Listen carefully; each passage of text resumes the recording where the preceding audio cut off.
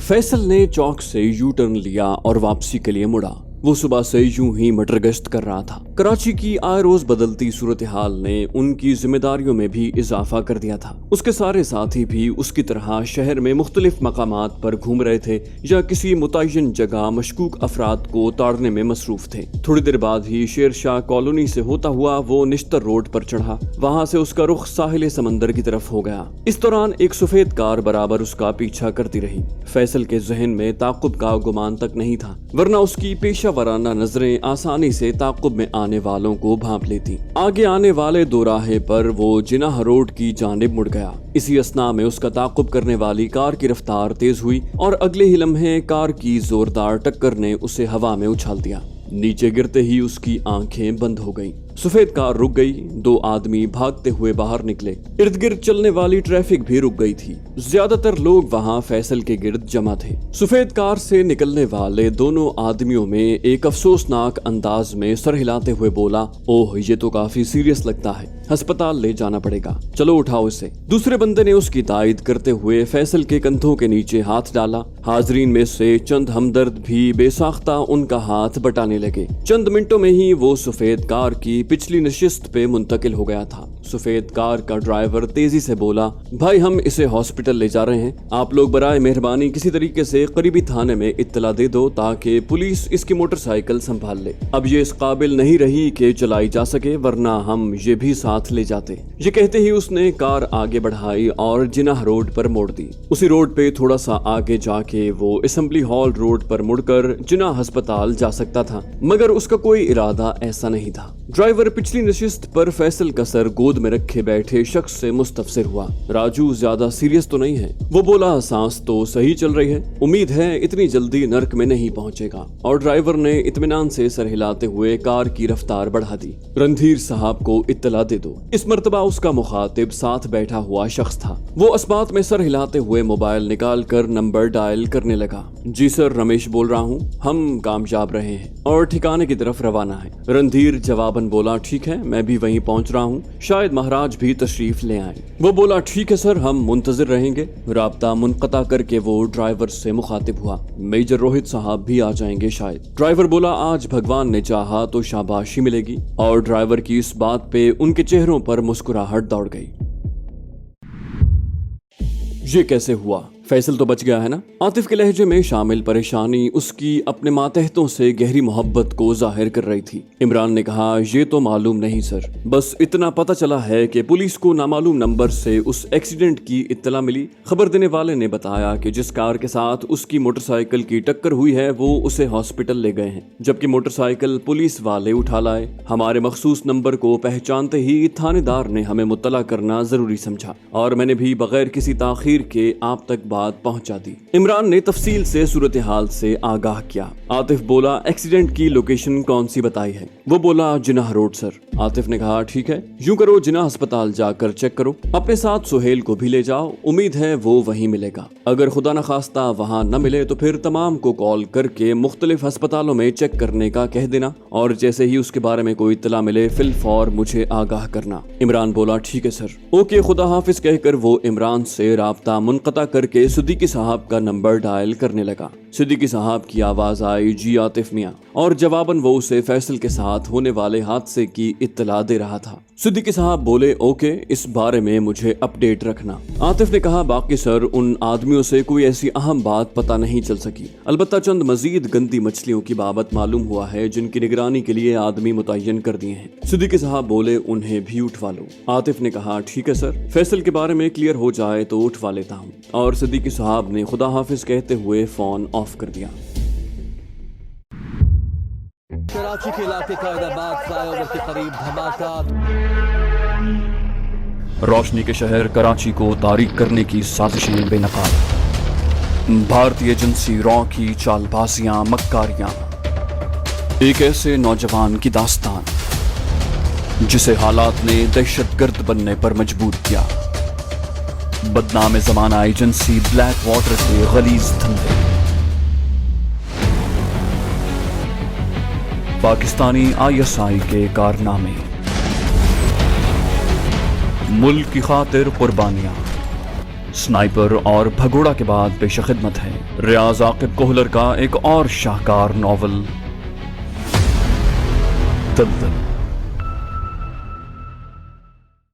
इस्माइल का हुलिया उस वक्त बिल्कुल किसी बिगड़े हुए कॉलेजिएट का था। जीन्स की पतलून पर हाफ शर्ट, पाँव में जॉगर्स और दाएं हाथ में पकड़ी 2-3 किताबें। कोई शनासा भी उसे मुश्किल से पहचान पाता। यूं भी ये दौर उस पे बीत चुका था और यूनिवर्सिटी कॉलेज उसके लिए कोई नई जगह नहीं थी। रमजान नामी मुलाजिम से मालूमात हासिल करने के बाद अगले रोज उसने हिना फाजिल की कार का ताक़ुब करके वो यूनिवर्सिटी देख ली थी जहाँ वो ज़ेरे तालीम थी। और फिर एक हफ्ता उसने हिना खान के मामूलात पे गहरी नजर रखी। उसके बाद चंद रोज उसने इंतजामी कार्रवाइयों में गुजारे जिन्हें फाइनल टच देने वो आज यूनिवर्सिटी पहुंचा था। जल्द ही उसे हिना फाजिल अली खान अपने बॉडीगार्ड्स के हमरा गैलरी में नमूदार होती दिखाई दी। उसके चारों बॉडीगार्ड्स उसके हमरा थे। 5वां सिर्फ ड्राइवर था, इसलिए वो गाड़ी में ही बैठा रह गया था। इस्माइल उनकी रूटीन से खूब वाकिफ था। उनके गैलरी में घुसते ही वो बाहर निकल आया। उसका रुख पार्किंग की तरफ था। पार्किंग में हिना की मर्सिडीज और उसके मुहाफिजों की जीप इकट्ठी खड़ी थी।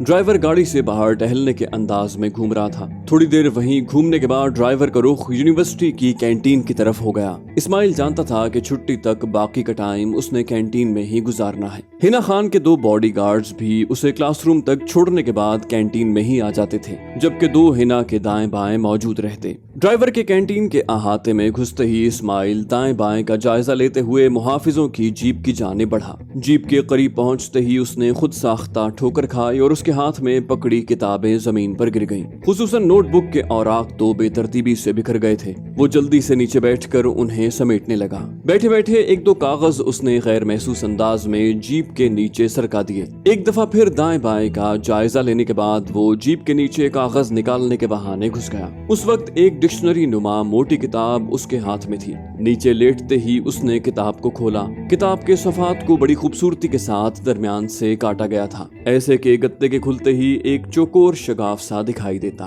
उस शगाफ में छुपा छोटा सा डिवाइस निकालकर इस्माइल ने टेप की मदद से जीप के नीचे एक मखसूस जगह पर चिपका दिया। उसके साथ एक बारीक सी लंबी तार भी मौजूद थी जिसका रंग जीप की बैरूनी सतह की तरह था। वो तार बाहर की तरफ निकालकर उसने जीप की बैरूनी बॉडी के साथ चिपकाई और जीप के नीचे से निकल आया। इस सारी कार्रवाई में बमुश्किल 2 मिनट सर्फ हुए थे। किताबें संभाल कर वो कपड़े झाड़ते हुए उठ खड़ा हुआ। अपनी जानिब किसी को मुतवज्जे न पाकर वो इत्मीनान भरे अंदाज में टहलता हुआ पार्किंग से निकल आया। एक मरहला बखूबी पूरा हो गया था। कैंटीन पर जाकर उसने चाय पी, 1-1.5 घंटा वहीं गुजारा और एक मर्तबा फिर बाहर निकल आया। इस मर्तबा उसका रुख यूनिवर्सिटी के गेट की जानिब था। गेट से निकलकर वो बाहर इस अंदाज में खड़ा हो गया जैसे किसी का मुंतजिर हो। इस दौरान यूनिवर्सिटी में लोगों के आने जाने का सिलसिला जारी रहा। जल्द ही उसकी उम्मीद बर आई। वो एक टोयोटा कार थी जिसे एक कमसिन नौजवान ड्राइव कर रहा था और वो कार में अकेला था। इस्माइल ने हाथ उठाकर उसे रुकने का इशारा किया।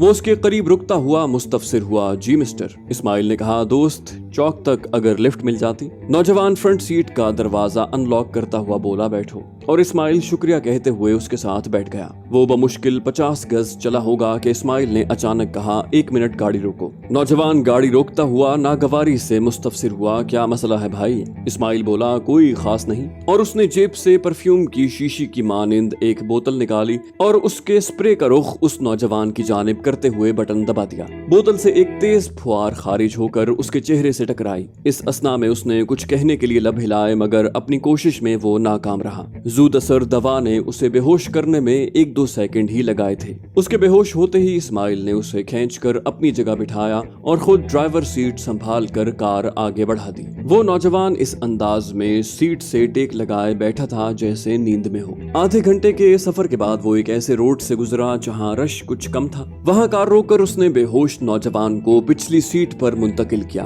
क्योंकि गाड़ी के पीछे शीशे ब्लैक थे जिनमें से बाहर से कुछ दिखाई देना नामुमकिन था। थोड़ा सा स्प्रे दोबारा उसके चेहरे पर करते हुए इस्माइल ने उसके बेहोशी के वक्फे को तवालत दी। थोड़ी देर वहीं खड़े इंतजार करने के बाद उसने कार दोबारा यूनिवर्सिटी की जानिब मोड़ दी। उसे हिना खान की छुट्टी का इंतजार था। वो सुस्त रवि से यूनिवर्सिटी की तरफ रवाना रहा। वो जानता था कि हिना ने 1:30-2 बजे से पहले यूनिवर्सिटी से नहीं निकलना। अगर उसके पीरियड न होते तो वो यूनिवर्सिटी की लाइब्रेरी में घुसकर छुट्टी तक का वक्त गुजारती। 1:30 बजने में चंद मिनट रहते थे जब वो यूनिवर्सिटी के गेट के करीब पहुंचा। उसने मोड़ काट कर कार का रुख उस जानिब किया जिस तरफ उसके टारगेट ने जाना था और वहीं ठहर कर वो उसका इंतजार करने लगा। इस तरह वहाँ उमूमन गाड़ियां खड़ी रहती, इसलिए किसी ने भी उसे काबिल तवज्जो नहीं जाना था। उसे ज्यादा देर इंतजार न करना पड़ा। जल्द ही उसे हिना की मर्सिडीज यूनिवर्सिटी के गेट से निकलती दिखाई दी। उससे चंद गज पीछे उसके मुहाफिजों की जीप थी। उनके थोड़ा सा आगे बढ़ते ही इस्माइल कार को स्टार्ट करके उनके पीछे रवाना हो गया।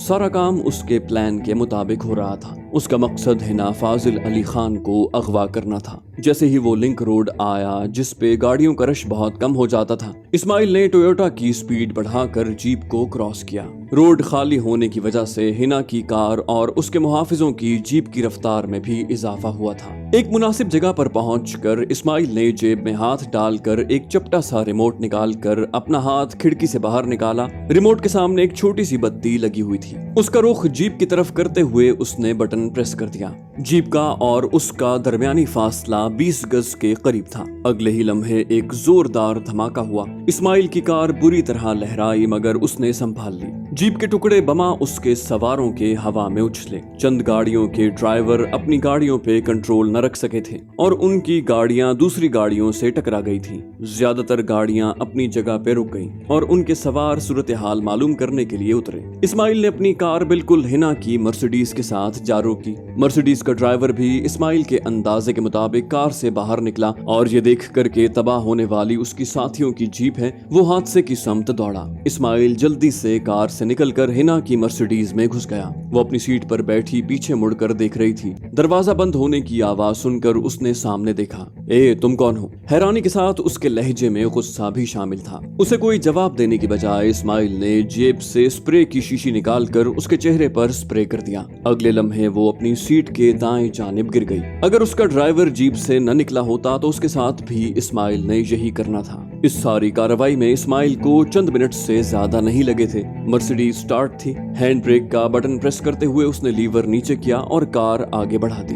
गो उमूमी तौर पर गाड़ियां रुक गई थीं, मगर इतना रास्ता बहरहाल मौजूद था कि वो वहां से आसानी से निकल जाता। इसके बरक्स होने की सूरत में उसे बाहर निकलकर रश का फायदा उठाते हुए ड्राइवर को बेहोश करना पड़ता। उसने सारी सूरत हाल का बारीक बीनी से जायजा लिया। दाएं बाएं खड़ी गाड़ियों से मर्सिडीज को बाहर निकालते ही उसने रफ्तार बढ़ा दी। हिना उसी तरह दुनिया और माफिया से बेखबर लेटी हुई थी। कोई भी देखने वाला उसे देखकर यही समझता कि वो सोई हुई है। थोड़ी देर ही गुजरी थी कि हिना का मोबाइल बजने लगा। कार रोककर उसने पीछे की तरफ हाथ बढ़ाकर उसका पर्स उठा लिया। उसी में उसका मोबाइल पड़ा हुआ था। मोबाइल स्क्रीन पे पापा लिखा हुआ रहा था। ये लाजिमन फाजिल खान का नंबर था। इस्माइल ने कॉल मुनक़ता करने का बटन दबा दिया और उसके साथ ही मोबाइल ऑफ कर दिया। वो उस वक्त फाजिल खान से किसी किस्म की बात नहीं कर सकता था। घंटा भर मजीद सफर करने के बाद वो एक ऐसे इलाके में पहुंचा जहां उमूमी तौर पर मिडिल क्लास तबका या गुरबा के मकानात थे। कार रोड से उतार कर वो गलियों में घुस गया।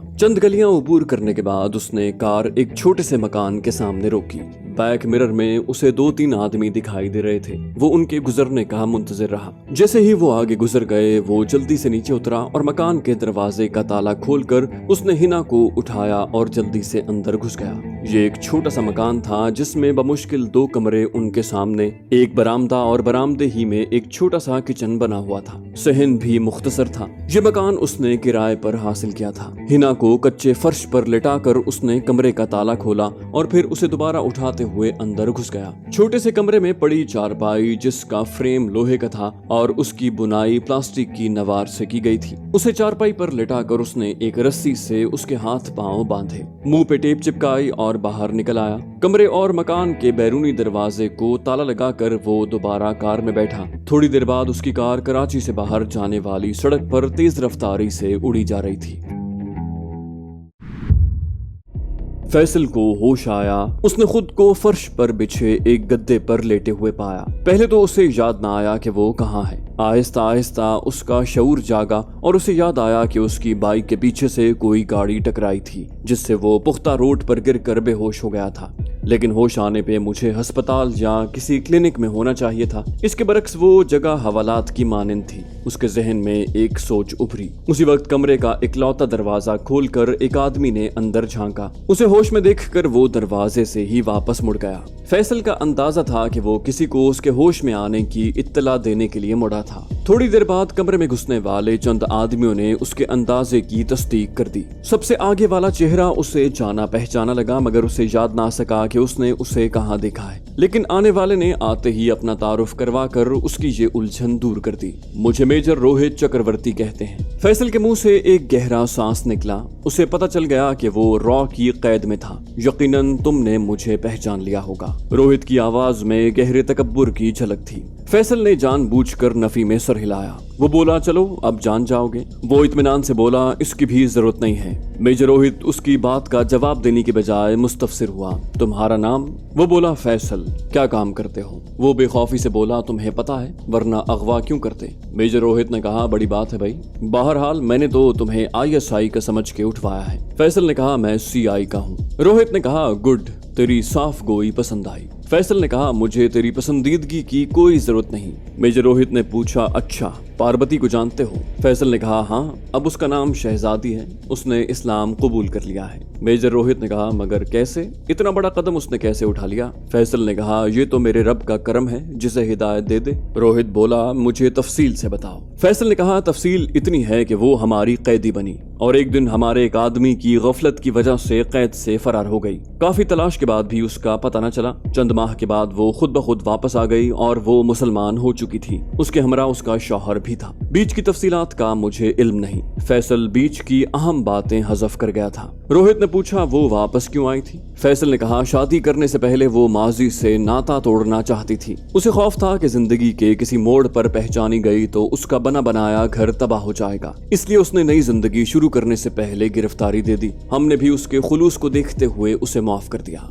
मेजर रोहित बोला, मुझे झूठ से नफरत है। फैसल ने कहा, मुझे भी। रोहित बोला, तो सच बताओ ताकि मैं तुम्हारे बारे में कोई नर्म फैसला कर सकूं। फैसल ने कहा, मेजर साहब, मुझे जो मालूम था मैंने बता दिया, और यूं भी ये बातें मेरे मुल्क का राज नहीं है कि मैं इन्हें छुपाने की कोशिश करूं। रोहित बोला, देखो मिस्टर फैसल, मैं ये कैसे मान जाऊं कि उसने गिरफ्तारी पेश की और आप लोगों ने सिर्फ उसके यकीन दिलाने पे कि वो मुसलमान हो गए हैं उसे माफ कर दिया। ऐसा हमारे यहाँ सिर्फ फिल्मों में होता है। आखिर उसने अपनी बेगुनाही, अपने खुलूस का कैसे यकीन दिलाया? और इतना अरसा जो वो गुम रही थी तो तुम लोगों ने उसे ढूंढने की कोशिश क्यों न की? फैसल ने कहा, हमसे तो तुम भी छुपे हो, क्या हम तुम्हें भी ढूंढने की कोशिश नहीं कर रहे? रोहित ने कहा, ये मेरे सवाल का जवाब नहीं। फैसल ने कहा, जवाब बड़ा वाज़े है मेजर साहब, अगर आप खुद ही समझने की कोशिश न करें तो अलहदा बात है। वो बोला, चलो ठीक है, अब जरा धीरे से पार्वती का एड्रेस भी बता दो। फैसल ने कहा, मालूम नहीं, अगर होता भी तो न बताता। रोहित ठोस लहजे में बोला, अगर मालूम नहीं तब भी मालूम करके रहेंगे। और फिर रणधीर से मुखातिब होकर कहा, तेरे पास आज का दिन है, मुझे फकत पार्वती का पता दरकार है, इसकी जिंदगी मौत से कोई गरज नहीं। रणधीर तेजी से बोला, आप बेफिक्र रहें सर। और रोहित सर हिलाता हुआ बाहर निकल गया। सर, तकरीबन छोटे बड़े तमाम अस्पताल देख लिए हैं मगर कामयाबी नहीं हुई। आतिफ खुद कलामी के अंदाज में बोला, इसका मतलब है मेरा शुबा दुरुस्त है। इमरान ने पूछा, कौन सा शुबा सर? आतिफ बोला, फैसल को अगवा किया गया है, इसीलिए उसका मोबाइल भी बंद है। इमरान ने कहा, मोबाइल तो गिरने से भी टूट सकता है सर, और ये भी हो सकता है कि खुदा न खास्ता वो जांबर न रह सका हो और उसे ले जाने वालों ने पुलिस के डर से उसकी लाश को कहीं गायब कर दिया हो। आतिफ ने कहा, अल्लाह न करे ऐसा हुआ हो। वैसे हो सकता है। इमरान ने कहा, फिर अब क्या करें सर? आतिफ ने कहा, मेरा ख्याल है हॉस्पिटल्स के सर्द खानों में भी चेक करना चाहिए। इमरान ने पूछा, अगर वहाँ भी न मिला तो फिर? आतिफ ने कहा, फिर इंतजार करेंगे उसे अगवा करने वालों के मुतालबे का। वैसे उसे कौन अगवा कर सकता है? इमरान बोला, सर मुझे तो ये रॉ या किसी और एजेंसी का काम लगता है। आतिफ ने कहा, मुमकिन है, बहरहाल तुम सर्द खाने चेक करके मुझे रिपोर्ट दो और सबको ये पैगाम भी पास कर दो कि शाम 8 बजे तमाम गेस्ट रूम में हाजिर रहें। वो बोला, ठीक है सर। आतिफ ने राब्ता मुनक़ता किया और सर पकड़ कर बैठ गया। अपने मातहतों से उसे बहुत लगाव था। हमीद की मौत और जफर के शदीद जख्मी होने में मेजर रोहित का हाथ था और अब फैसल के अगवा में भी उसे मेजर रोहित का हाथ महसूस हो रहा था। चंद मिनट सोचने के बाद उसने सिद्दीकी साहब को फैसल के बारे में आगाह किया और फिर दफ्तर से बाहर निकल आया। उसका इरादा फैसल की तलाश के सिलसिले में पुलिस की मदद लेने का था, क्योंकि उमूमन लावारिस लाशों के बारे में पहले पुलिस को ही खबर की जाती है। थोड़ी देर बाद वो एक जानने वाले इंस्पेक्टर के सामने बैठा उसे सूरत हाल से आगाह कर रहा था। उसकी बात खत्म होते ही इंस्पेक्टर बोला, ठीक है सर, मैं बाकी थानों से भी जाती तौर पर पूछ लेता हूँ। जैसे ही कोई इत्तला मिली मैं फिलफौर आपको आगाह कर दूंगा। आतिफ उठते हुए बोला, ओके मैं फिर चलूंगा। वो बोला, खाना खा के जाते? आतिफ ने कहा, फिर कभी सही, और इंस्पेक्टर से अलविदाई मुसाफा करके थाने से बाहर आ गया। तो दोस्तों ये थी हमारी आज की एपिसोड। उम्मीद करते हैं आपको हमारी कहानी पसंद आई होगी। जाने से पहले इस वीडियो को लाइक कीजिए और शेयर करना मत भूलिए। कमेंट करके हमें बताइए कि आपको हमारी वीडियो कैसी लगी, और अगर अभी तक आपने इस चैनल को सब्सक्राइब नहीं किया तो इसे सब्सक्राइब कीजिए और बेल आइकन दबाकर ऑल नोटिफिकेशंस ऑन कर लीजिए।